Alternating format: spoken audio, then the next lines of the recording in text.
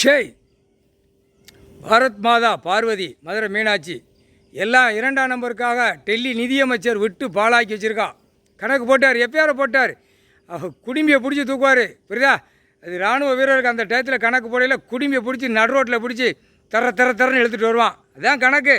புரியுதா? இவ்வளோ நாள் கணக்கு போட்ட கணக்கு உனக்கு விளையாட்டாக இருக்குது. தமிழ்நாட்டுக்காரப்பே வந்து மூடி வைப்பான், என்னத்தினாலும் மூடி வைப்பான். ஏன்னா மூளை 7 ஜென்மத்துக்கு முன்னாடி சேட்டை பண்ணோம்ல, மூடி வைப்பான், விளையாடுவான், ஆடுவான், பாடுவான். உனக்கு உயிர் வாழறதுக்கு பூமியில் விவசாயத்தை கொடுத்தா தின்னுட்டு இப்படி தாண்டா செய்யடா மானிடப்பே. ஆணும் பெண்ணும் பல லட்சம் கோடி, பலாயிரம் கோடி அரசியல்வாதி கூத்தடிக்கிற மேலே அடிக்கிறது பூரா இப்படி தாண்டா செய்விய. திங்கிய உணவை உறிஞ்சிட்டாருன்னு வச்சுக்கோ, அவரே உறிஞ்சிட்டாருன்னு வச்சுக்கோ. நீ என்னத்தை ஒன்றுக்கு கடிச்சு திங்க விடுவார், ஒன்றுக்கு நக்க விட்டுருவார். புரியுதா? புரிஞ்சுக்கோங்கடா. போட்டார் கணக்கு. எல்லா நீதிமன்ற கோர்ட்டில் எல்லாமே இப்போ பல லட்சம் கோடி நிதியமைச்சரால் உள்ள பாழாகி சொருகி பூரா அரசியல்வாதி, பூரா மந்திரி, பூரா நிதியமைச்சர் இருந்தவன் பூரா 76 வருஷம் ஆண்டுகாலம் இருந்த பூரா தோண்டி வெளியெடுக்கலை உள்ளே போயிடுவான்.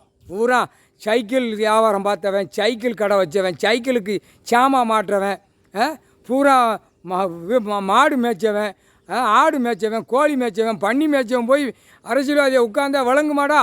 பூரா பாழாக்கி வச்சுருக்கடா முட்டா போய்களா. பூரா டெல்லியும் தமிழ்நாடு ஆணும் பெண்ணும் ஆடு மாடு மேய்ச்ச காலத்தில் போய் மேலே பூரா பதவி நாற்காலி சேரில் உட்காந்தா வழங்குமா? பூரா ஆடு மாடு மேய்ச்சவன், பன்னி மேய்ச்சவன். புரியா இல்லையாடா? பன்னி, ஆடு மாடு, கோழி, பறவைகளை மேய்ச்சவன் போய் நாற்காலி சேரில் உட்காந்தா விளங்குமா? நாசம் பண்ணிட்டானே முக்கால் சத்தியம்.